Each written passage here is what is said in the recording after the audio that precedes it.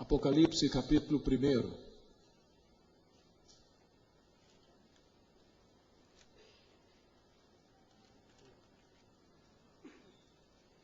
Versos 9 a 13.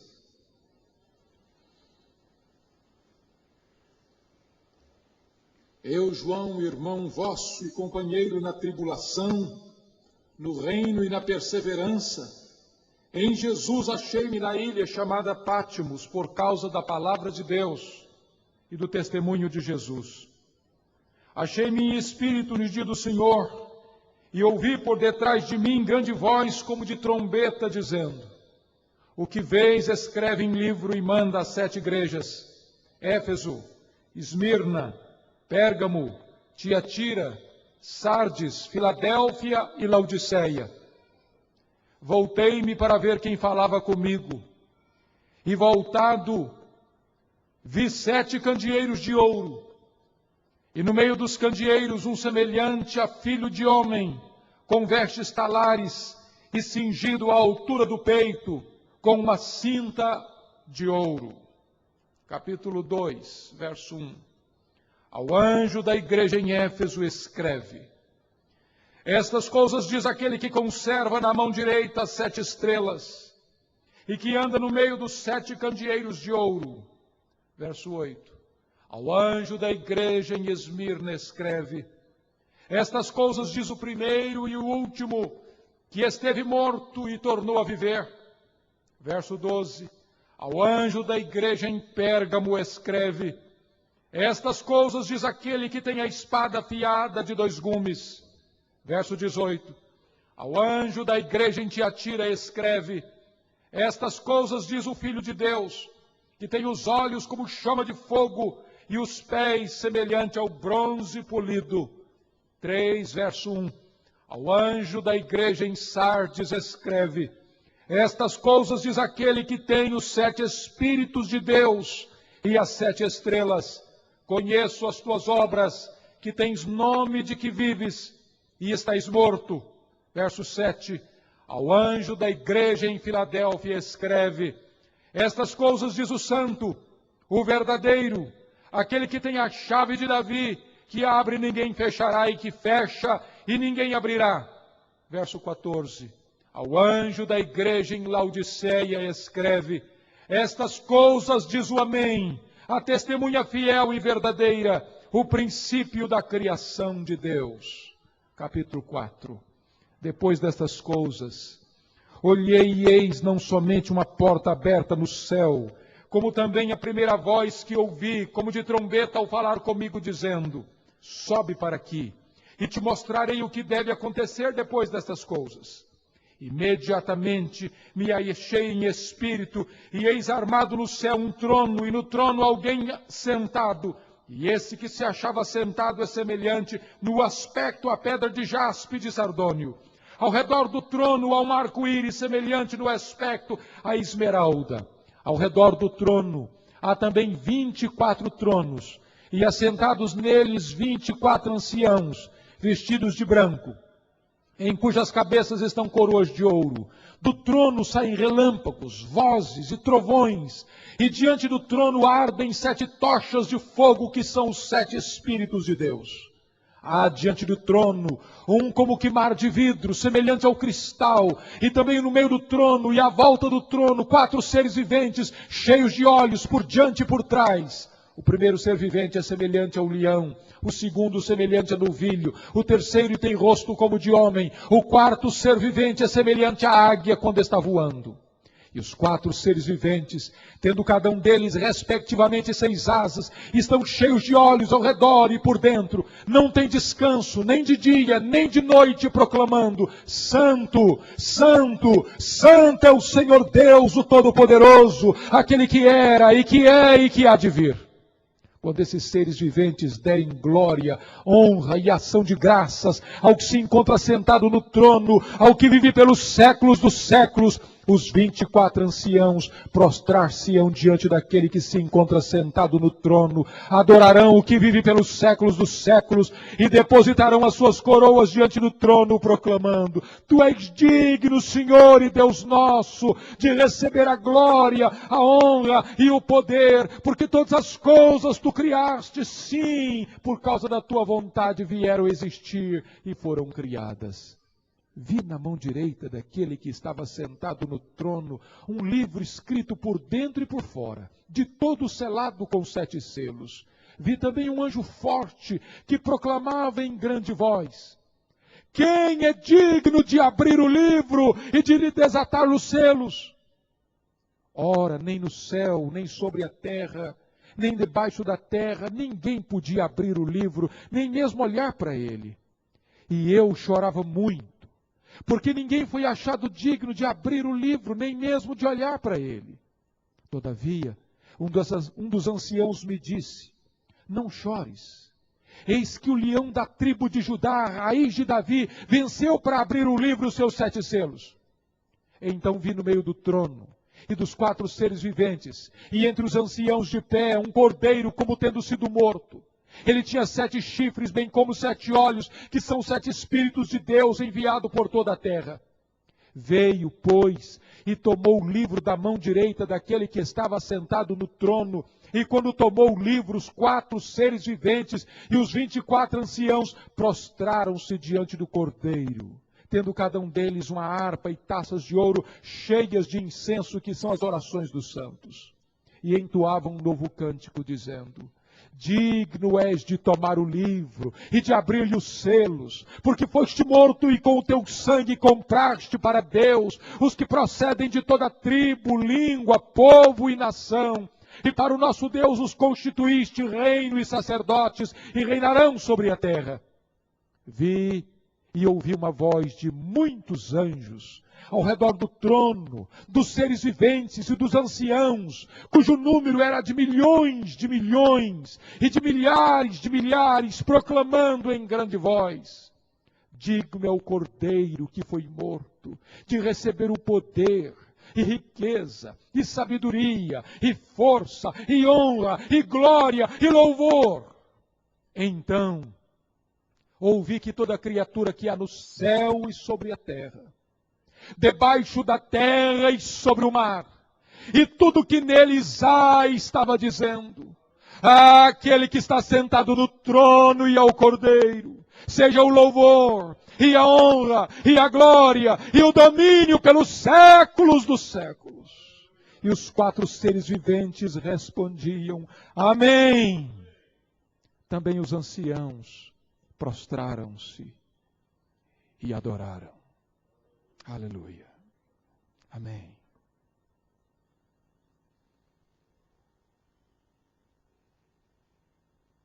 Durante muitos anos, no meu ministério, eu deixei de pregar sobre o livro de Apocalipse. Mas neste ano Deus inquietou o meu coração para começar a examinar este livro.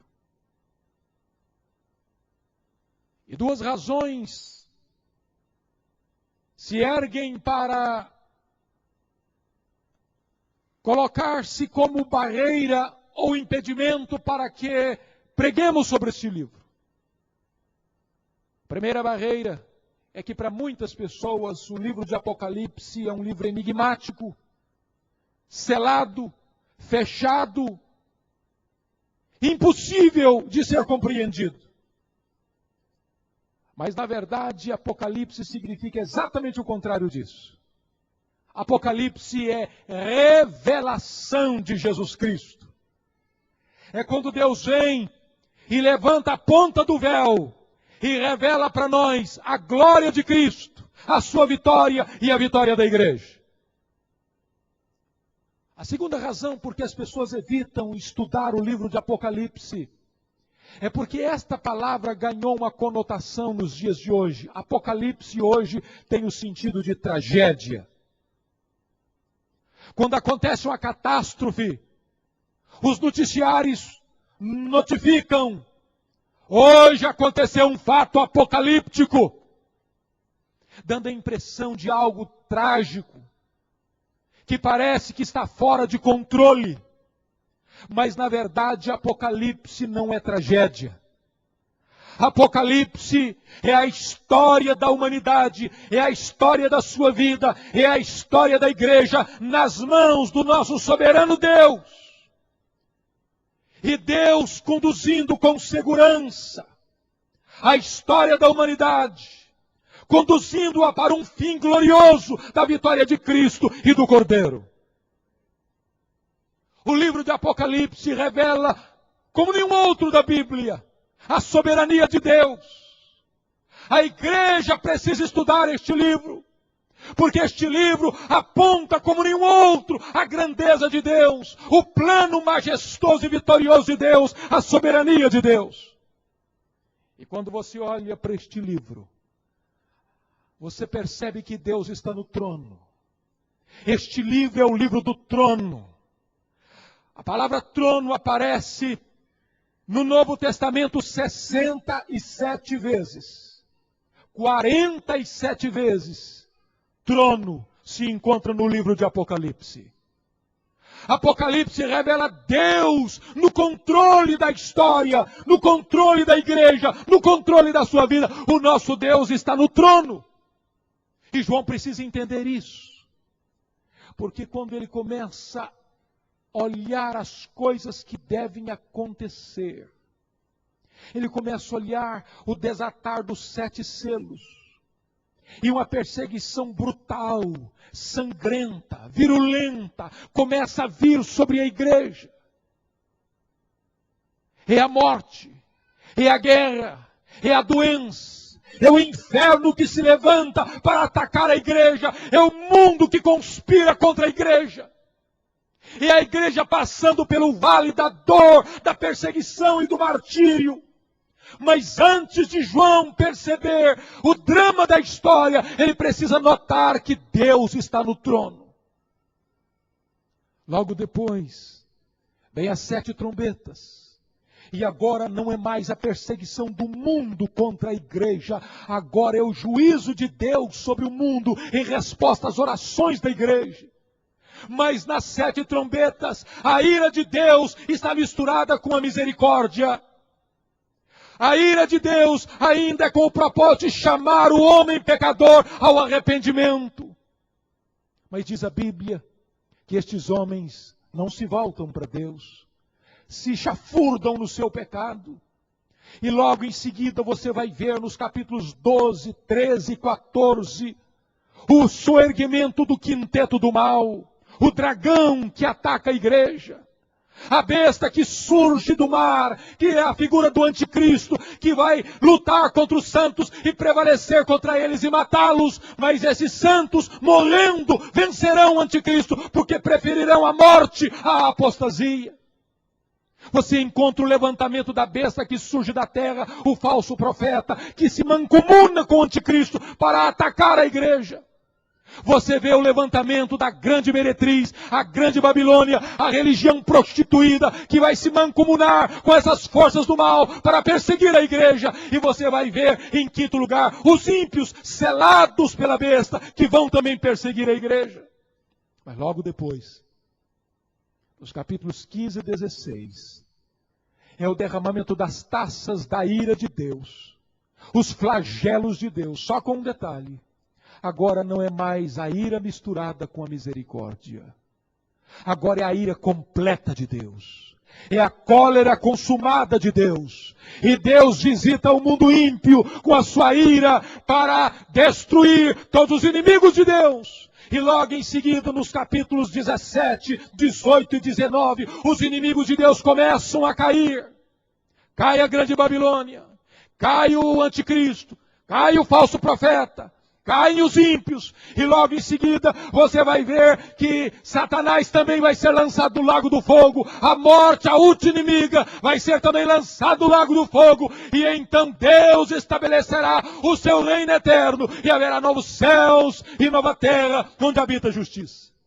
Este livro é o livro da vitória de Deus, é o livro da vitória do Cordeiro, é o livro da vitória da Igreja de Jesus Cristo. Precisamos estudar este livro, porque este livro é a mensagem do consolo de Deus para o seu coração. Você aprende nesse livro que Deus vai enxugar dos seus olhos toda lágrima.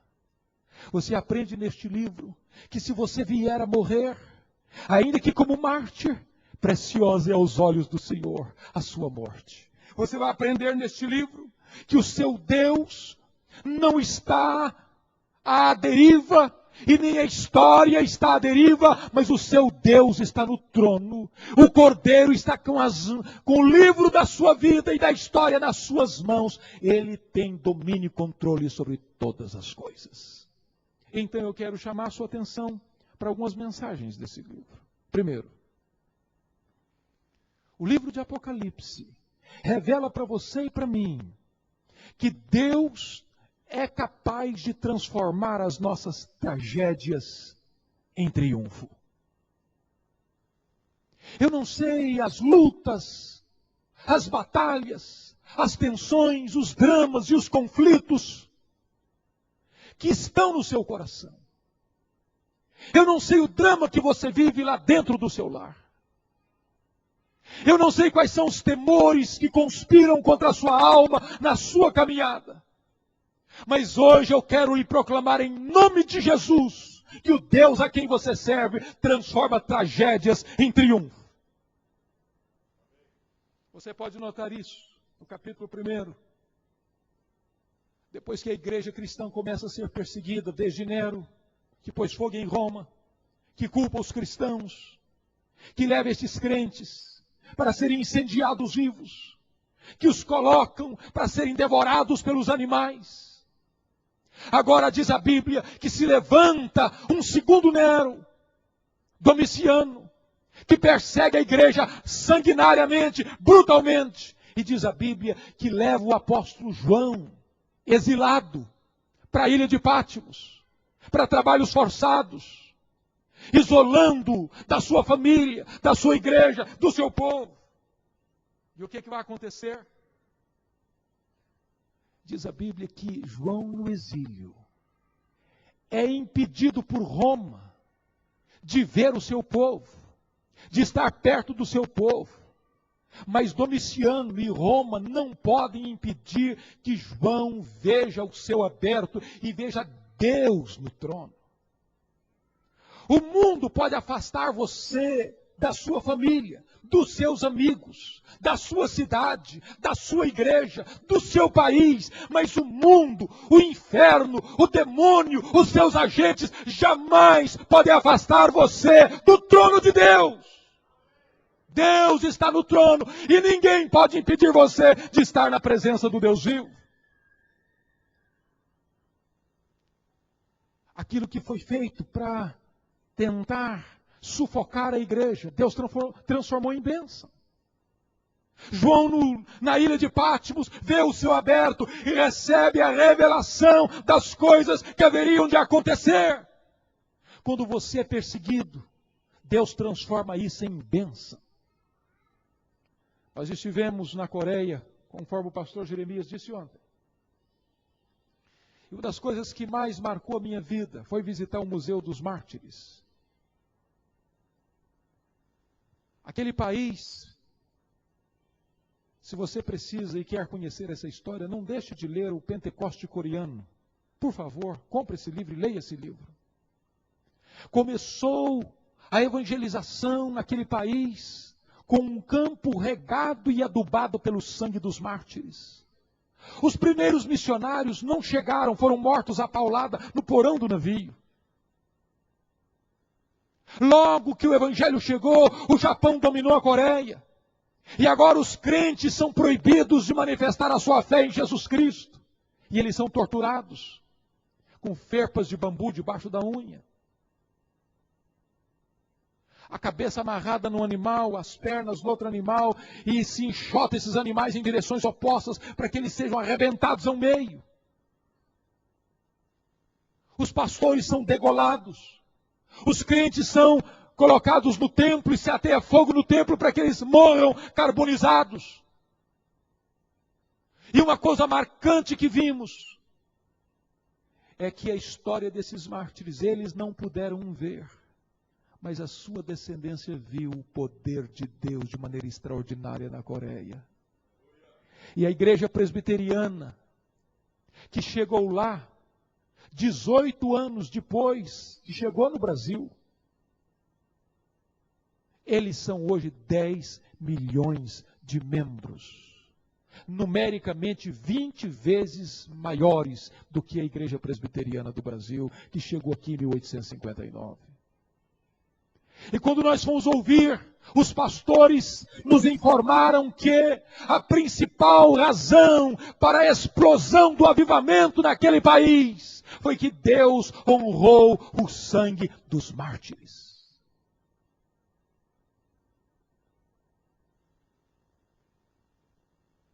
Na hora da nossa maior angústia, meus irmãos, nós precisamos ter uma visão do Cristo da glória. Diz a Bíblia que João está na ilha de Patmos. E de repente ele ouve uma voz atrás dele, como voz de trombeta. E quando ele se voltou para ver quem falava com ele, ele não viu quem falava com ele, ele viu 7 candeeiros de ouro. Ele viu a igreja. Sabem por quê? Porque o mundo precisa ver o Cristo da glória na igreja. Nós não podemos jamais separar Cristo da igreja. Mas diz a Bíblia que quando João começa a ver agora, ele viu um como filho de homem, no meio dos candeeiros. E quem é esse que está no meio dos candeeiros?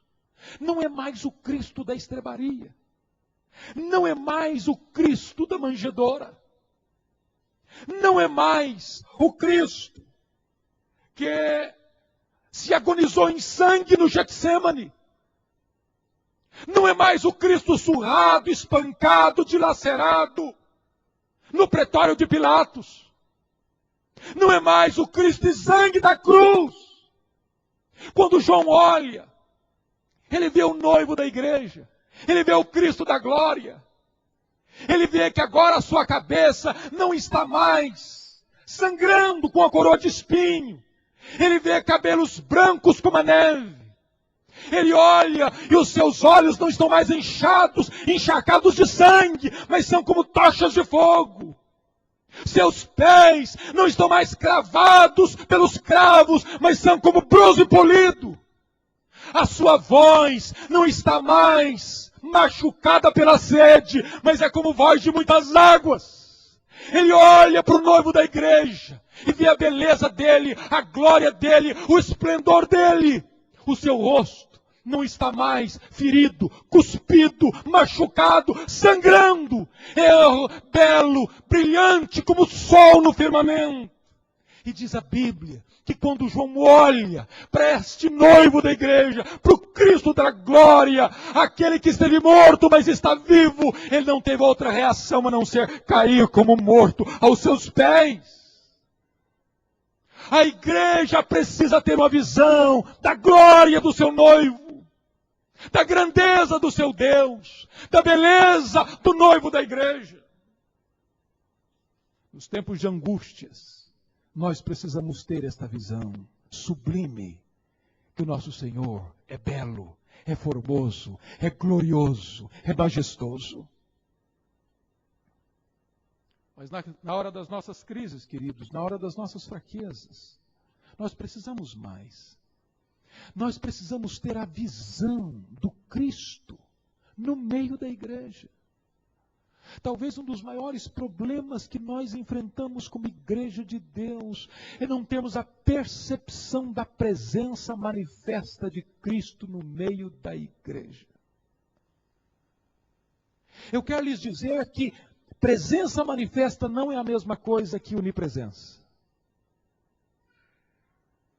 Eu aprendi desde a minha infância no primeiro catecismo. Onde está Deus?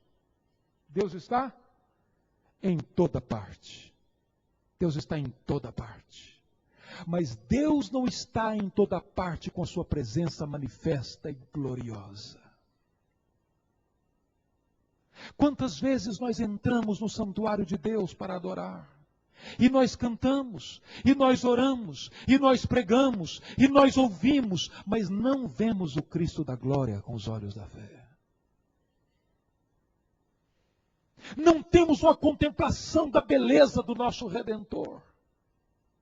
Diz a Bíblia que quando João estava na ilha de Patmos, ele olhou e viu Jesus Cristo no meio dos candeeiros. Mas não apenas no meio dos candeeiros, no meio da igreja. Ele diz que Jesus não estava estático, parado, mas 2:1 de Apocalipse nos informa que ele está andando no meio da igreja. Eu quero dizer para você que Jesus está aqui. E ele está andando entre nós. Ele está sondando a nossa vida. Ele conhece a sua vida. Ele conhece o seu casamento. Ele conhece o seu ministério. Ele conhece a sua igreja. Ele conhece o seu coração, Ele conhece os seus pensamentos, Ele penetra como uma câmara de raio-x e mergulha na nossa interioridade. Ele sabe como é que nós estamos nessa noite. Agora eu vou dizer uma coisa para você, isso me surpreende aqui. Quando Jesus começa a diagnosticar a igreja, Ele vê muita coisa que nós não vemos. Muitas vezes a igreja não é o que aparenta ser. Eu vou explicar isso. Quando Jesus começa a diagnosticar a igreja, ele olha para a igreja de Éfeso, uma igreja ortodoxa, fiel na doutrina. Uma igreja que não tolera a heresia. Uma igreja trabalhadora. Uma igreja que tem agenda cheia. Uma igreja que tem ministério. Mas Jesus olha um pouco mais nessa igreja e vê que as coisas estão acontecendo sem o óleo, sem a alegria do amor por Deus e uns pelos outros. Será que Jesus não está vendo isso na Igreja Presbiteriana do Brasil? Nós primamos pela doutrina e queremos continuar primando. Queremos uma igreja fiel doutrinariamente. Não podemos negociar esses princípios de Deus. Mas, meus irmãos, eu temo que nós estejamos vivendo uma realidade dramática dentro da nossa igreja que se chama de ortodoxia morta. Eu temo que nós estejamos pregando sem o óleo da unção de Deus. Eu temo que nós estejamos vendo a máquina funcionando, mas perdemos já muito a alegria do primeiro amor. E Deus olha para a igreja e vê que as coisas estão acontecendo, mas a igreja perdeu o primeiro amor, perdeu o entusiasmo, perdeu o encanto, perdeu o fervor, perdeu o fogo. Jesus continua andando no meio da igreja. E ele chega diante da igreja de Esmirna. Diz a Bíblia que aquela igreja era pobre, na mais insignificante cidade. Aquela igreja, talvez, a maioria dos seus membros eram escravos. Gente sem expressão política na cidade, sem expressão econômica na cidade, sem expressão social na cidade. E aquela igreja tinha uma alcunha, tinha um apelido, tinha uma marca. É uma igreja pobre. Aí Jesus chega e olha e diz: não, não, não, não. Você é rica. Você é rica. Nós cometemos este grande erro de achar que uma igreja é grande e é rica pela suntuosidade do seu templo, pela grandiosidade do seu orçamento, pela classe social de seus membros. Mas a igreja de Esmirna era pobre, mas aos olhos de Jesus ela era rica. Será que nós somos uma igreja rica diante de Deus? Jesus continua olhando. E ele chega diante da igreja de Pérgamo. E ele vê naquela igreja gente tão fiel como Antipas, que morreu como um mártir, no ventre de um boi de bronze, cheio de brasas, por não negociar a sua fé. Um mártir. Gente que morre por Cristo. Mas ao mesmo tempo tinha membros daquela igreja negociando sua doutrina e seguindo a doutrina falsa de Balaão. Alguém me pergunta sempre: pastor, como é que vai a sua igreja? E eu costumo responder sempre da seguinte maneira: a igreja vai bem, a igreja vai mais ou menos, a igreja vai mal. Sabem por quê? Porque dentro da mesma comunidade você tem gente andando com Deus. Você tem gente que esfriou a fé. E você tem gente prostrada e caída. Na igreja de Pérgamo tinha gente capaz de morrer por Cristo. E tinha gente se desviando da verdade. Jesus olha mais, vê a igreja de Tiatira. Uma igreja que está trabalhando, tem gente lá trabalhando, crescendo, trabalhando mais do que quando eram neófitos. Mas de repente Jesus olha mais fundo naquela igreja e vê que tem gente ali mergulhada na imoralidade. Meus amados irmãos, nós temos que parar e refletir sobre isso. Tem muita gente hoje no altar, mas com vida imoral. Tem muita gente hoje associando as coisas sublimes de Deus com a iniquidade. Tem muitas pessoas que trafegam da imoralidade para o púlpito e do púlpito para a imoralidade. Tem muitas pessoas que só vão parar no dia que forem flagradas. Porque o coração não se rende, não se dobra diante da grandeza e da majestade de Deus. Jesus segue olhando a igreja e olha para a igreja de Sardes, uma igreja famosa. Diríamos hoje, uma igreja avivada. Uma igreja que tem nome de que vive. Mas Jesus vai diagnosticar um pouco mais e vai ver que aquela igreja está morta. E tinha gente ali na CTI espiritual já prestes a morrer. Eu quero dizer para você, querido, que aquilo que impressiona os homens nem sempre impressiona Deus. Jesus vai adiante, vai seguindo e vai olhar a igreja de Filadélfia. Diz Jesus que a igreja de Filadélfia tinha pouca força. Pouca força. Talvez um orçamento pequeno. Talvez um templo pequeno. Talvez os membros não eram tão abastados financeiramente. Mas Jesus olha para aquela igreja que tem pouca força e diz: igreja, eu coloquei diante de você uma porta aberta. E eu quero dizer para você, igreja, que eu tenho a chave. Eu abro e ninguém fecha. E eu fecho e ninguém abre. Não importa se você é pequena, não importa se você tem pouca força. Importa a grandeza do seu Deus.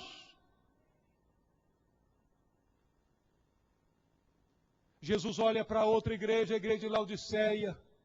Igreja rica, opulenta, famosa, abastada.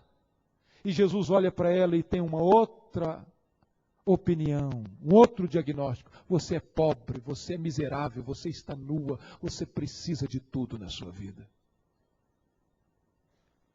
Meus irmãos, a igreja precisa observar o cordeiro, o noivo da igreja, no meio da igreja para sondá-la. E Jesus se apresenta para essa igreja como remédio para os seus males. A igreja de Éfeso era uma igreja sem amor. Jesus diz para ela: eu sou aquele que está no meio de você, conhecendo as suas obras. E se aqueles que vencerem vão morar comigo, vão comer da árvore da vida. E se Deus de amor, e se Deus vai estar lá no céu, e se céu é comunhão com Deus, então você precisa começar a experimentar amor agora. Jesus olha para aquela igreja mártir de Esmirna e diz: igreja de Esmirna, eu sou aquele que morri, mas eu estou vivo. Eu sou o remédio para você. Não tenha medo da perseguição, não tenha medo da morte, porque eu já passei pela morte e eu venci. E aquele que vencer não vai experimentar a segunda morte. E Jesus vai mostrando para estas igrejas que Ele é a solução, é o remédio para ela. Irmãos, a solução para a igreja não é novidades. A solução para a igreja não é modismo.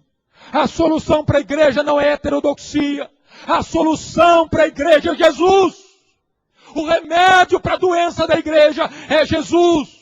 O remédio para a fraqueza da igreja é Jesus. O remédio para o pecado da igreja é Jesus. E Ele se apresenta para a igreja como solução para a sua vida. Terminado isso, diz a Bíblia, que João recebe um chamado. Depois destas coisas olhei, E eis não somente uma porta aberta no céu, como também a primeira voz que ouvi como de trombeta ao falar comigo, dizendo: sobe para aqui. Sobe para aqui. Sabem por que Deus disse isso para ele, através do seu anjo? É porque João iria ver os problemas gravíssimos, dramáticos que a história enfrentaria. Mas antes de ver os dramas, é preciso olhar para o trono. E quando a Bíblia informa que João olha, ele vê um trono. E alguém assentado no trono. Eu quero dizer para você, querido, que o centro da história não é a terra. O centro do universo não é a terra, nem o sol. O centro do universo é o trono de Deus. Ele está no trono. Ele reina, ele governa. Ele está no controle. As coisas podem fugir do seu controle, mas não fogem do controle de Deus. As tragédias podem vir e podem nos desarticular, mas não desarticulam os propósitos de Deus. Deus está no trono, e quando João olha, ele não vê ninguém a não ser uma descrição de Deus. Não da pessoa de Deus, mas do esplendor de Deus. Ele é como uma pedra de jaspe cristalina, como uma pedra de sardônio. A beleza de Deus, o fulgor de Deus, a glória de Deus. E quando ele começa a olhar para este que está no trono, ele começa a perceber que este trono tem algumas marcas. Primeiro, ao redor desse trono tem um arco-íris. Significa que este trono é um trono de misericórdia. Deus é um Deus de graça, Deus é um Deus de amor, Deus é um Deus de misericórdia, Deus é um Deus que quer alcançar o seu coração, Deus quer manifestar a você a sua misericórdia. E é fantástico isso. Porque arco-íris só vem depois da tempestade. Mas aqui o arco-íris vem antes da tempestade. Só depois do arco-íris é que você vai ouvir vozes, trovões e relâmpagos. Sabem por quê? Porque antes de Deus mandar o juízo, Ele envia a sua misericórdia. Deus olha para esse trono. E o que Ele vê? Ele não vê apenas o trono. Ele viu ao redor do trono 24 outros tronos. E os anciãos assentados nos tronos. Os 24 anciãos são a figura da igreja. Do Antigo e do Novo Testamento. Dos profetas e dos apóstolos. E agora você vê que a igreja não apenas está na glória. A igreja está reinando com o Rei da Glória. Ela está no trono também. E o que é maravilhoso é que esta igreja não é a igreja presbiteriana, esta igreja não é a igreja batista, esta igreja não é a igreja Assembleia de Deus, esta igreja não é a igreja metodista, esta igreja não é a igreja dos nazarenos, esta igreja é a noiva do Cordeiro. Daqueles que procedem de toda tribo, povo, raça, língua e nação. Não obstante, temos zelo pela nossa bandeira e amor pelas nossas doutrinas, mas a noiva do Cordeiro é mais do que a nossa denominação.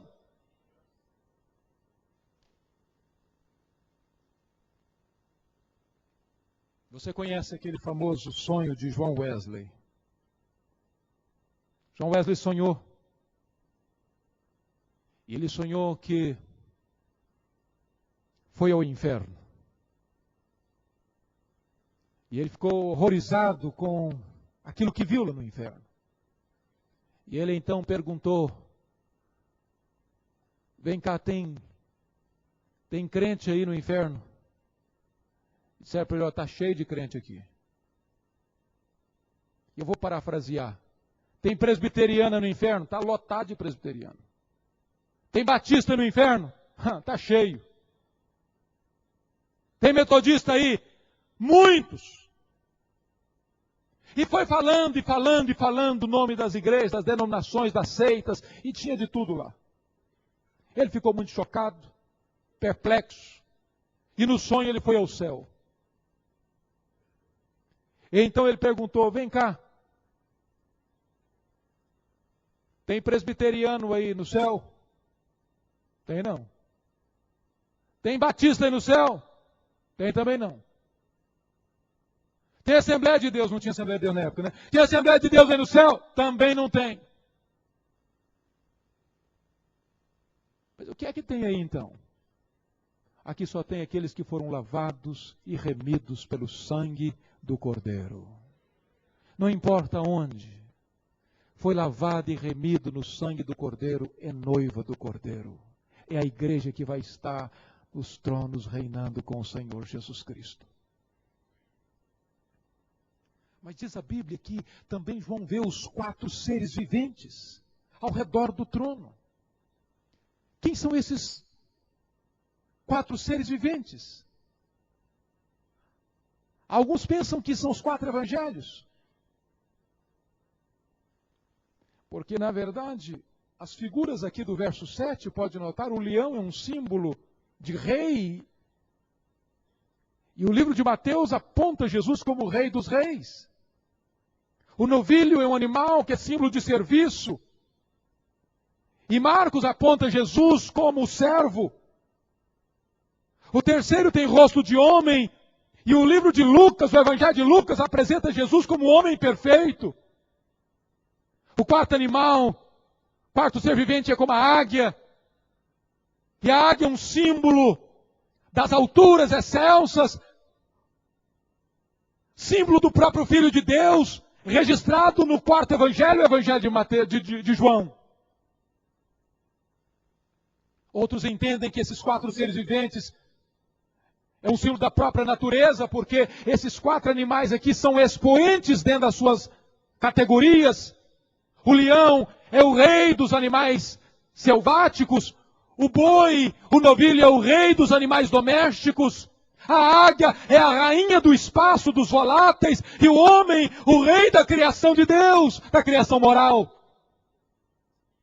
Mas se você olhar mais detidamente, você vai ver que esses 4 seres viventes são seres seráficos, são os querubins, que não têm descanso nem de dia nem de noite, proclamando santo, santo, santo é o Senhor Deus, o Todo-Poderoso, aquele que era e que é e que há de vir. Quando você diz santo, você está definindo. Quando você diz santo, santo, você está enfatizando. Mas quando você diz santo, santo, santo, você está colocando no superlativo absoluto. Deus é absolutamente santo. Logo depois, você vai perceber que a igreja começa a adorar, e ela se prostra, e ela deposita suas coroas diante daquele que está no trono, e se prostra diante daquele que é o soberano Deus do universo. Mas João começa a olhar esta figura, e a cena seguinte que ele vê é que aquele que está sentado no trono tem um livro na mão, escrito por dentro e por fora. Que livro é este? É a história, é o destino da igreja, é o destino da sua vida, são os enigmas e o desenrolar dos acontecimentos. Está este livro selado com 7 selos nas mãos daquele que está sentado no trono. A história não tem sentido, a sua vida não tem sentido, nada vai fazer sentido, a não ser que Deus desenhe o sentido de todas as coisas. E diz a Bíblia que João, quando olha, ecoa-se uma pergunta no céu: quem é digno? Quem é digno de abrir o livro e os seus 7 selos? E diz a Bíblia que uma pesquisa é feita no céu. Os querubins, os serafins, os anjos, o arcanjo, Gabriel, todos os santos que já estão na glória, ninguém foi encontrado digno. A pesquisa é feita na terra, nem os santos, nem os apóstolos, nem os crentes, nem os mártires, nem os poderosos deste mundo, ninguém foi encontrado digno. A pesquisa é feita debaixo da terra, no abismo, no próprio inferno, e nenhum demônio é capaz de decifrar os desígnios da história. E diz a Bíblia que João começa a chorar. Ele começa a chorar. E o choro dele é o seu choro, é o meu choro, é o nosso choro, a não ser que nós coloquemos os nossos olhos naquele que está no trono. E a palavra foi dada para ele: não chores, João. O ancião olhou e disse: não chores, porque um foi encontrado digno. O digno procurado é o digno encontrado. E ele foi encontrado. E quem é ele? O cordeiro que foi morto. Morreu para vencer e abrir o livro e os seus 7 selos. Diz a Bíblia que João, quando vai olhar o cordeiro, ele não vê um cordeiro, ele vê um leão. Porque o cordeiro e o leão são a mesma pessoa. Ele é leão porque foi cordeiro. Ele é leão porque ele morreu e ele ressuscitou. E ele tem todo o poder nos céus e na terra. Ele é digno. E quando João olha, percebe que ele tem 7 olhos, ele é onisciente, ele tem 7 chifres, ele é onipotente. E João então começa a entender algo glorioso como implicação do cordeiro estar com o livro da sua vida e da história nas mãos. Que implicações são essas? Que implicações são essas? Primeiro, se você crê que Jesus está no trono e ele tem o livro na mão, então, irmão, irmã, faz sentido você orar. Veja, por favor, o verso 8. Quando diz, capítulo 5, verso 8, quando tomou o livro, os 4 seres viventes, os 24 anciãos, ou seja, os anjos e a igreja, prostraram-se diante do Cordeiro, tendo cada um deles uma harpa e taças de ouro cheias de incenso, que são as orações dos santos. Preste atenção nisso, querido. Se você entender o livro de Apocalipse, eu não encontro nenhum livro da Bíblia mais extraordinário para nos mostrar a eficácia da oração do que o livro de Apocalipse. Quando você lê o livro de Apocalipse, você vai perceber que o altar está conectado com o trono. As orações que sobem do altar para o trono, descem do trono para a terra, em termos das intervenções soberanas de Deus, em resposta às orações dos santos. Quando você ora, você se torna corregente com Deus na manifestação do seu poder na história. Quando você ora, você está falando com aquele que está no trono, daquele que intervém, daquele que pode mudar o rumo dos acontecimentos. Porque ele está no trono, faz sentido orar. Faz sentido orar.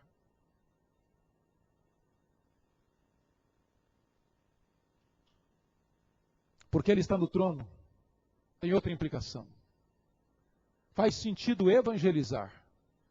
Veja o verso 9. E entoava um novo cântico dizendo: digno és de tomar o livro e de abrir-lhe os selos, porque foste morto. E com o teu sangue compraste para Deus os que procedem de toda tribo, língua, povo e nação. E para o nosso Deus os constituíste reino e sacerdotes e reinarão sobre a terra. Preste atenção nisso. Jesus é esse cordeiro que foi morto. E ele é um cordeiro suficiente para uma única pessoa, conforme lemos lá em Gênesis capítulo 22. Ele substituiu Isaac. Ele substitui uma única pessoa. Mas este cordeiro é suficiente também para uma família, conforme encontramos em Êxodo capítulo 12. Ele é suficiente para salvar uma família inteira. Mas conforme lemos em Isaías 53:10, este cordeiro é suficiente para uma nação. Para uma nação. Mas quando avançamos um pouco mais, em João 1:29, nós encontramos que este cordeiro é suficiente para o mundo inteiro. Eis o cordeiro de Deus que tira o pecado do mundo. Louvado seja o Senhor. Este cordeiro. Agora preste atenção que ele não morreu para possibilitar a salvação. Ele morreu para comprar.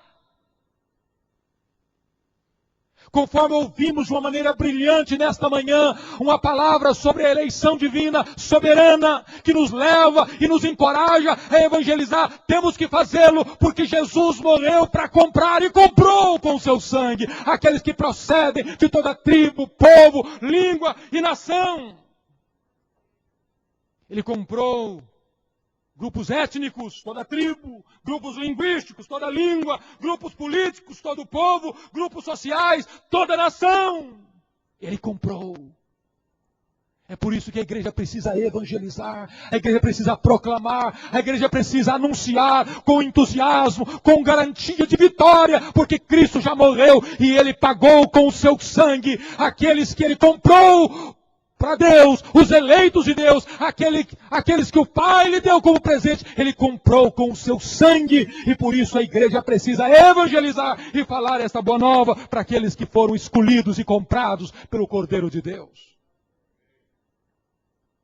Mas irmãos, se o Cordeiro está no trono, tem uma outra implicação. Então faz sentido você consagrar o melhor do que você tem para Deus. Veja o verso 12. Que somos informados de que os anjos, de que a igreja está proclamando em grande voz: digo-me ao Cordeiro que foi morto de receber o poder, e riqueza, e sabedoria, e força, e honra, e glória, e louvor. Agora você vai dar o melhor do que você tem para Ele. Você vai dar para Ele. Meu amado irmão, todo o poder é dele. Você vai dar para Ele a riqueza, o melhor daquilo que Ele mesmo tem dado para você. Você vai dar para Ele não apenas a riqueza, você vai dar para Ele o melhor daquilo que você tem e conhece a sua sabedoria. Você vai dar para Ele a força e o alento e o vigor que Deus lhe deu. Você vai tributar a Ele a honra, você vai tributar a Ele a glória, você vai dar a Ele todo o louvor. Então você pode e deve depositar aos seus pés tudo o que você tem, tudo o que você é, o melhor daquilo que Deus lhe deu. O que me encanta nesse texto, como em todo o livro de Apocalipse, é que este livro é um livro apoteótico. É um livro de cântico arrebatador e vitorioso. E segundo os entendidos, capítulo 4 e capítulo 5 são dois oratórios. O capítulo 4, o oratório da criação. O capítulo 5, o oratório da redenção.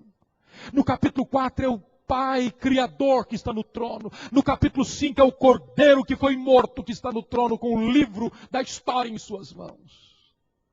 A igreja está exaltando a Deus porque Ele é o Criador dos céus e da terra. A igreja está exaltando o Cordeiro porque Ele foi morto e morreu para comprar os que procedem de toda tribo, raça, povo, língua e nação. O que é um oratório? É uma peça dramática de solistas, de coros, acompanhado de muitos instrumentos, de uma orquestra. E eu chamo a sua atenção para este cântico apoteótico das Escrituras. Acompanhe comigo. Esta grande peça musical vai se abrir lá no capítulo 4, no versículo 8, com o grande quarteto seráfico, os anjos, os querubins, os serafins, que entoam: Santo, Santo, Santo é o Senhor Deus, o Todo-Poderoso, aquele que era e que é e que há de vir. Logo depois, em seguida, vem a segunda música, e ela vai crescer, porque agora você é informado que não apenas os anjos, mas agora os 24 anciãos, a igreja, os remidos, os eleitos de Deus, a igreja dos primogênitos, a igreja lavada e remida no sangue de Jesus, que está assentada em tronos, começa a se prostrar, a depositar as suas coroas diante do trono e proclamando: Tu és digno, Senhor Deus, Senhor e Deus nosso, de receber a glória e a honra e o poder, porque todas as coisas tu criaste, sim, por causa da tua vontade vieram a existir e foram criadas. Depois desta música gloriosa dos anjos e da igreja, agora você escuta um solo. Capítulo 5, verso 2, um solo sublime, dramático. E esse solo vem nesse tom: quem é digno de abrir o livro e de lhe desatar os selos? E este solo ecoa no céu, e este solo ecoa na terra, e este solo desce ao inferno. E de todo o universo, então vem um responso a este solo. E o responso é este. Todavia um dos anciãos me disse: não chores, eis que o leão da tribo de Judá, a raiz de Davi, venceu para abrir o livro e os seus 7 selos. Após esse responso, você vai encontrar a 5ª música deste oratório da redenção. E agora você é informado que os seres viventes, os anjos, os querubins e os serafins, e a igreja universal remida pelo sangue do Cordeiro, se prostra de novo. A igreja não consegue ficar diante do trono e não ser prostrada. E ela está diante do Cordeiro. E diz a Bíblia que a 5ª música ecoa em novo cântico, dizendo: digno és de tomar o livro e de abrir-lhe os selos. Porque foste morto, e com o teu sangue compraste para Deus os que procedem de toda tribo, língua, povo e nação. E para o nosso Deus os constituíste reino e sacerdotes, e reinarão sobre a terra. E agora você caminha para uma cena de prelúdio da apoteose final. Porque no verso 11, você é informado de que agora João vê e ouve uma voz de muitos anjos ao redor do trono. Dos seres viventes, dos anciãos que é a igreja. E João não consegue mais enumerar a quantidade daqueles que cantam. Ele diz que o número era de milhões e de milhares de milhares, proclamando em grande voz: digno é o Cordeiro que foi morto, de receber o poder, e riqueza, e sabedoria, e força, e honra, e glória, e louvor. Quando João escuta esta música, a cena avança para o fim.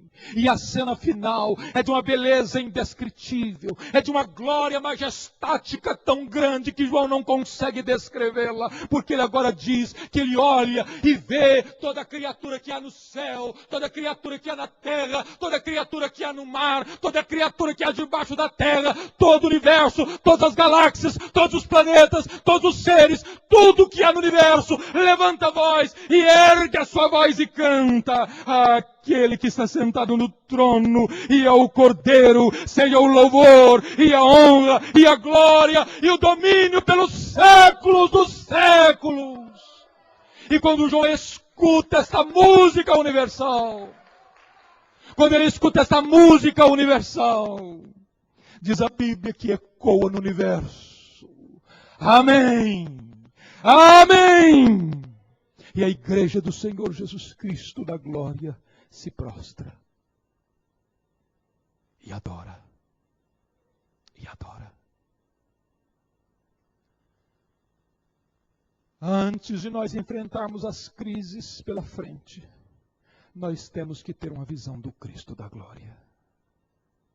É esta visão que há de nos preparar para enfrentar os dramas da vida, as injustiças, as dores, as doenças, as tristezas, as angústias, a própria morte.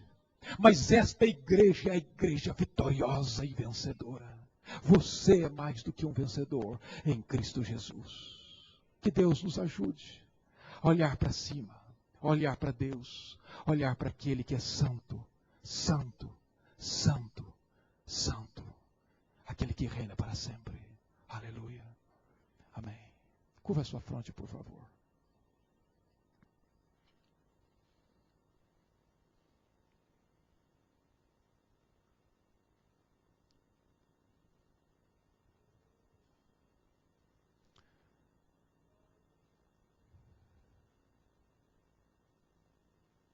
Eu sei que Deus está neste lugar.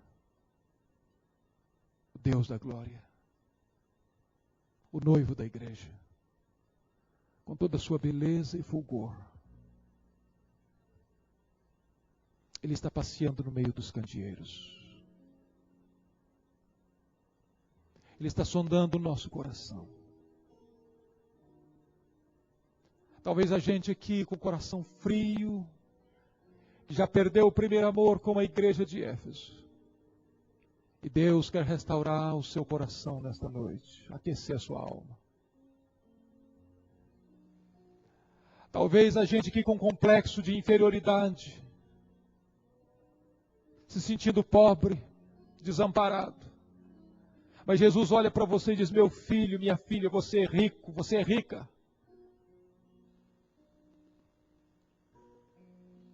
Talvez Jesus esteja andando entre nós e vendo gente que tem disposição de morrer por Ele, se preciso for. Mas também Jesus está olhando entre nós e vendo gente se desviando da verdade, seguindo a doutrina de Balaão, vendendo a sua alma e a sua consciência. Talvez Jesus está agora olhando para você, querido, e percebendo que você tem trabalhado muito, corrido muito, sendo um ativista no reino de Deus. Mas ao mesmo tempo há pecado na sua vida, há imundícia no seu coração, a prostituição de Jezabel na sua vida. E Deus quer purificar você. Talvez você tenha o performance de uma pessoa avivada, o protótipo de uma pessoa avivada. Mas Jesus examina o seu coração e vê que você está na CTI espiritual, quase morrendo.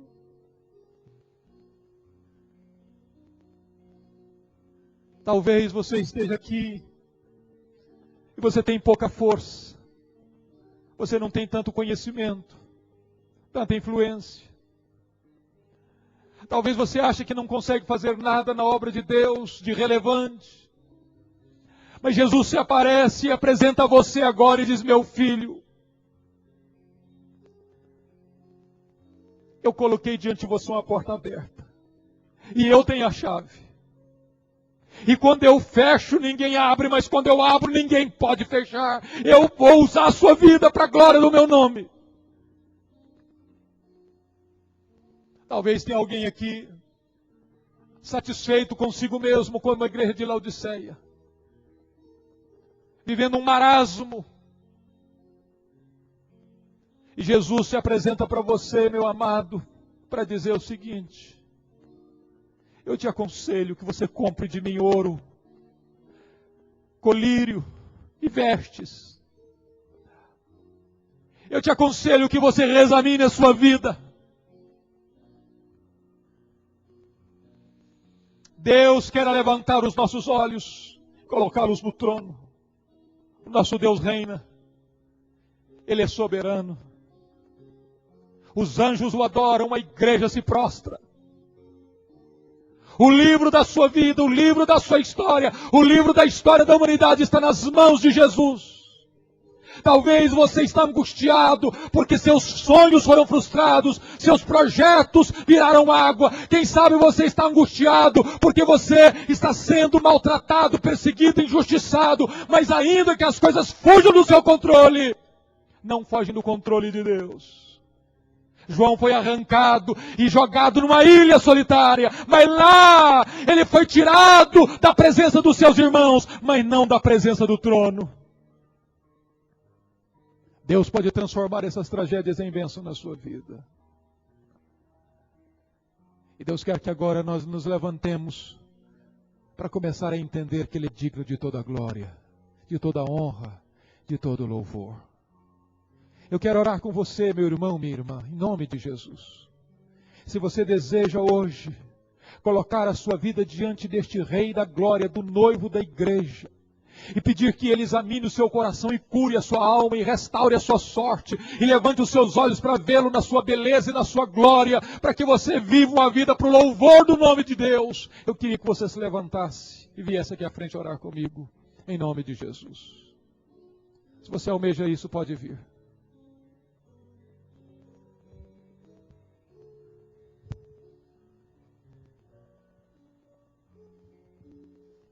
Enquanto nós estamos indo, nós vamos cantar Santo, Santo, Santo, Deus Onipotente.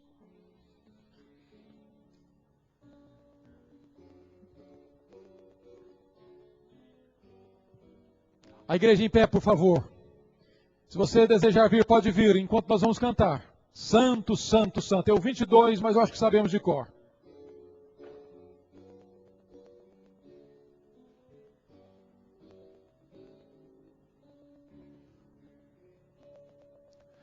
Santo, Santo, Santo, Deus onipotente, tuas obras luzes, teu nome com fervor. Santo, Santo, Santo, justo e compassivo, és Deus treono, excelso Criador. Santo, Santo, Santo, nós os pecadores não podemos ver tua glória sem tremor. Só somente és santo, só tu és perfeito, Deus soberano e imenso em teu amor.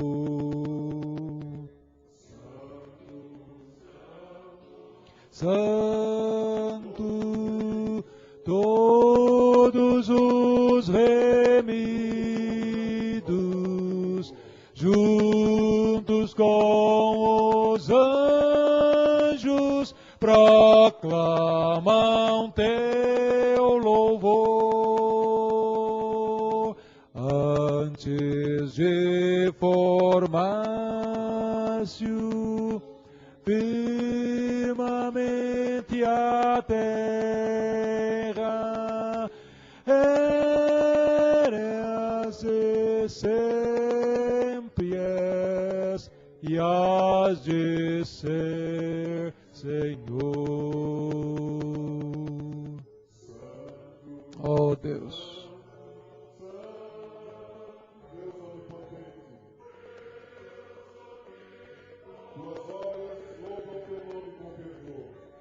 Tuas obras louvam teu nome com fervor. Santo, Santo, Santo, justo e compassivo,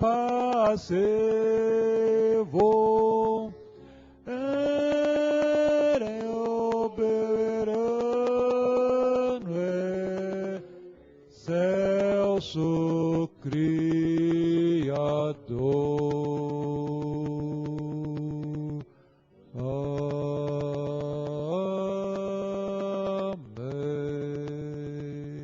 Amém. Aleluia. Eu gostaria que você colocasse a sua súplica diante de Deus nesta hora. A Bíblia diz que tanto diante do trono do Criador, quanto diante do trono do Redentor, a igreja está prostrada. Se você sentir liberdade, irmão, se ajoelhe onde você está. Estamos diante daquele que é o soberano, diante do trono da glória. A igreja está prostrada. A igreja adora prostrada, diante daquele que está no trono, daquele que nos ama, daquele que nos comprou com o sangue de Jesus para nos constituir reinos e sacerdotes, daquele que nos leva para a glória e nos faz assentar em tronos, daquele que nos ama, nos enxuga as lágrimas, daquele que está conosco, que nos protege, que nos toma pela mão, nos guia com seu conselho e nos recebe na glória. Estamos diante deste que reina, que está com as rédeas da história nas mãos. O Deus dos impossíveis, o Deus dos prodígios e das maravilhas. Ó Deus, louvado seja o teu nome, Senhor.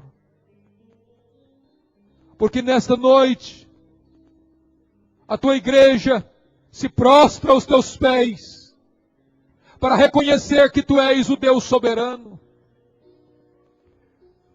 Que as tragédias da história, e até mesmo as angústias mais profundas que nos atingem, tu tens poder de convertê-las em bênção e em triunfo na nossa vida. Tu tens poder de transformar Pátimos na janela do céu. Tu tens poder de transformar as nossas dores em fonte de consolação. Tu tens poder de transformar as nossas lágrimas em um cântico novo. Tu tens poder de nos arrancar das entranhas da angústia e derramar sobre nós doce consolação. Oh Deus da glória, oh Deus bendito, visita o teu povo nesta noite. Consola o coração da tua igreja. Fortalece a tua igreja. Restaura a tua igreja. Em nome de Jesus, Senhor, corrige-nos.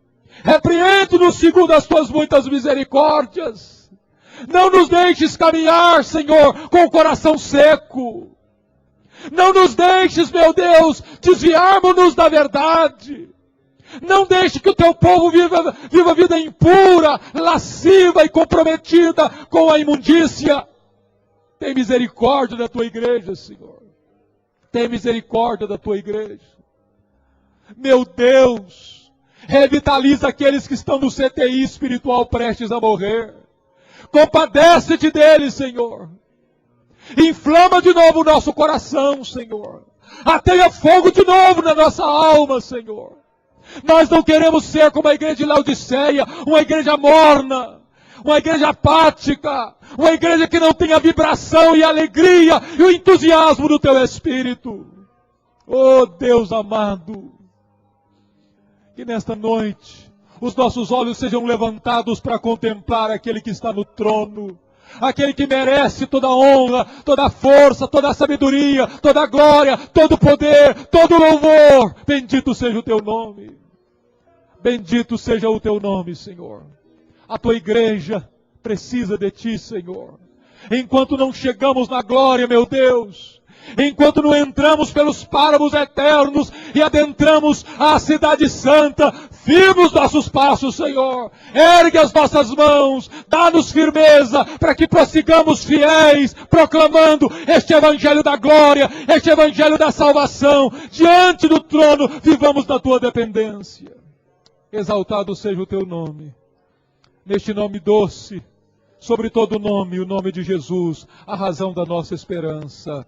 Aleluia, aleluia, aleluia. Amém, amém. Vamos nos levantar, queridos. Dê um abraço no seu irmão, na sua irmã que está do seu lado. E abençoe o seu irmão e a sua irmã em nome de Jesus.